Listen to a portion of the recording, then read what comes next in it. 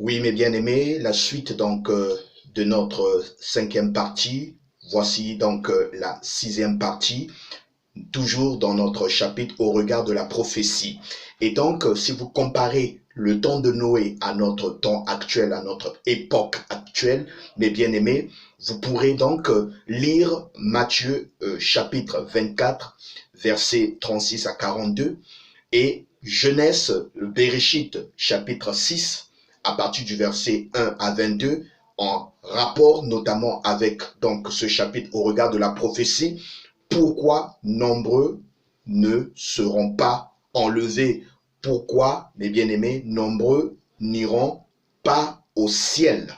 Et au regard de 2 Pierre, chapitre 3, que vous lirez également, que nous avons déjà lu, mes bien-aimés, nous comprenons que notre génération, notre époque, est une génération qui sera baptisée du feu. L'époque de Noé, la génération de Noé, ils ont été baptisés par l'eau. C'est un jugement, premier jugement, et il y a un second jugement pour toute l'humanité, mes bien-aimés.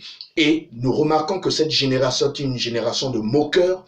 Il y a tellement de distractions, il y a tellement de légèreté, et le diable a lié beaucoup de gens dans l'ignorance et la vanité. Et pourtant, c'est une génération, mes bien-aimés, c'est une période où l'Esprit de Dieu dévoile dans sa plénitude la parole, mais nombreux sont encore aveuglés, égarés et séduits, notamment par le diable qui a infiltré l'Église et qui entraîne, mes bien-aimés, une bonne partie des bien-aimés sur le chemin de l'enfer.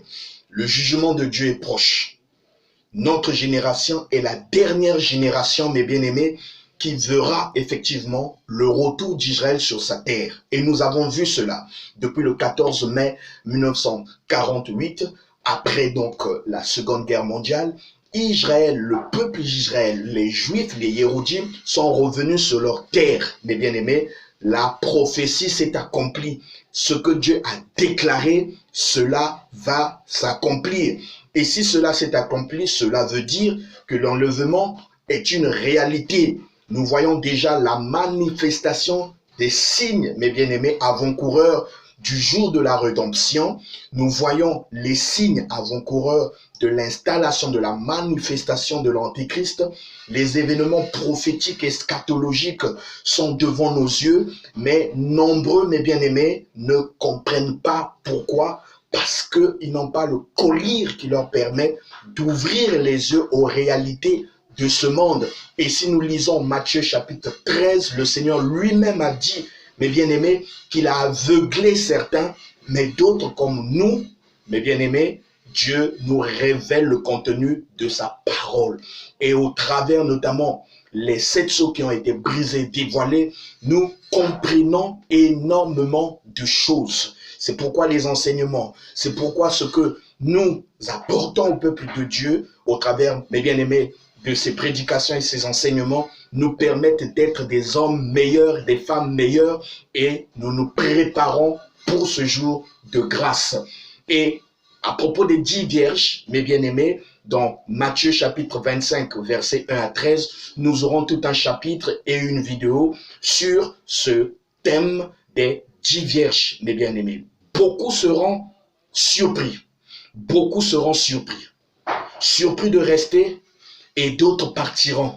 Pourquoi? C'est écrit dans le livre de Luc, chapitre 17, versets 20 à 21. Nous lisons. Les pharisiens demandèrent à Jésus quand viendrait le royaume de Dieu. Il leur répondit, le royaume de Dieu ne vient pas de manière à frapper les regards. On ne dira point, il est ici ou il est là, car voici le royaume de Dieu est au milieu de vous. Pourquoi, mes bien-aimés, le Seigneur répondait-il ainsi aux pharisiens? Il parlait aux pharisiens en parabole, mais aux disciples véritables, il révélait sa parole. La révélation nous est donnée à l'église épouse de Christ. Mes bien-aimés, la sagesse a été donnée à l'église épouse de Christ, mes bien-aimés, et une vision authentique a été donnée à l'église épouse de Christ. Et c'est pourquoi, mes bien-aimés, nous devons nous interroger pourquoi les gens sont si ballottés. Pourquoi, mes bien-aimés, les gens sont si aveuglés? Parce que l'Éternel a tracé un projet. Il a tracé un plan et il n'y a que ceux qui sont destinés, mes bien-aimés, à vivre l'enlèvement, vivront cet enlèvement. Nul n'ira s'il ne vient. Nul n'ira s'il ne vient, mes bien-aimés. Et c'est pourquoi, dans ce que nous enseignons, nous conduisons le peuple de Dieu uniquement vers Christ. C'est le centre de la Bible, c'est le centre de la vie. Il n'y a qu'une seule sorte de forme de vie, c'est la vie en Jésus-Christ. Et c'est pourquoi, mes bien-aimés, nous devons comprendre que le Seigneur nous aime. Et si le Seigneur nous aime, nous devons l'adorer sincèrement, le louer sincèrement et rendre des actions de grâce. Il est écrit dans Romains, chapitre 13, verset 11, nous lisons pour terminer donc notre enseignement sur pourquoi nombreux ne seront-ils pas enlevés, pourquoi nombreux n'iront pas au ciel. Il est écrit, cela importe d'autant plus que vous savez en quel temps nous sommes. C'est l'heure de vous réveiller, enfants du sommeil, car maintenant le salut est plus près de nous que lorsque nous avons cru. Lisez Romains, chapitre 13, verset 11. Mes bien-aimés, le temps est arrivé de nous accrocher à Christ. Et la parole est donnée, mes bien-aimés, gratuitement. Vous n'avez rien à payer, mes bien-aimés, pour recevoir cette parole qui construit l'homme intérieur et qui vous sauve de cette génération perverse. Souvenez-vous du temps de Noé. Noé a prêché, mais la science s'est levée, les hommes se sont levés, les cœurs des hommes étaient portés au mal. Ils n'ont pas accepté le message de Noé que le déluge devait frapper. Le déluge frappa. Nous avons vu Sodome et Gomorrhe, comment Lot est sorti dans des difficultés. Mes bien-aimés, et nous voyons notre génération au travers, mes bien-aimés, de ce que vous vivez vous-même chaque jour. Vous vous plaignez, vous voyez les signes avant-coureurs de l'enlèvement de la véritable église épouse, mais beaucoup sont dans l'égarement et l'aveuglement. Quelle tristesse, quel obscurantisme qui gagne, mes bien-aimés, les églises et nos maisons. Non, mes bien-aimés, sortez de là. Sortez, mes bien-aimés, de ces chaînes, de cette captivité spirituelle. Venez à la parole. Venez à Christ. C'est seul Jésus qui puisse vous sauver. Cherchez premièrement le royaume de Dieu et sa justice, et le reste vous sera accordé par-dessus tout. Mes bien-aimés, que l'Éternel vous bénisse. Que cet enseignement vous construise. Et nous poursuivons, mes bien-aimés, cet élan, car nous sommes à l'époque de l'étendard du midi. Les fils du midi prennent position. Et Romains 8, 19 s'accomplit, car la nature attend avec un ardent désir la révélation des fils de Dieu. Le message est donné, la trompette est sonnée, qui prendra position? Revenez, mes bien-aimés, et reconnaissant qu'une lumière nous a été envoyée.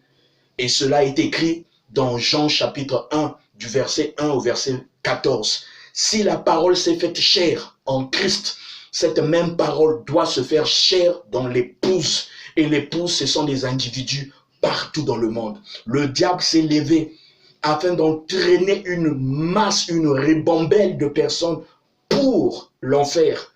Mais Dieu aussi a envoyé des Éphésiens 4, 11 pour pouvoir prêcher cette parole révélée et de ramener l'épouse sur le droit chemin. Nous sommes, mes bien-aimés, l'épouse. Et le Seigneur, qui est le soleil brillant du matin, nous a accordé cette grâce.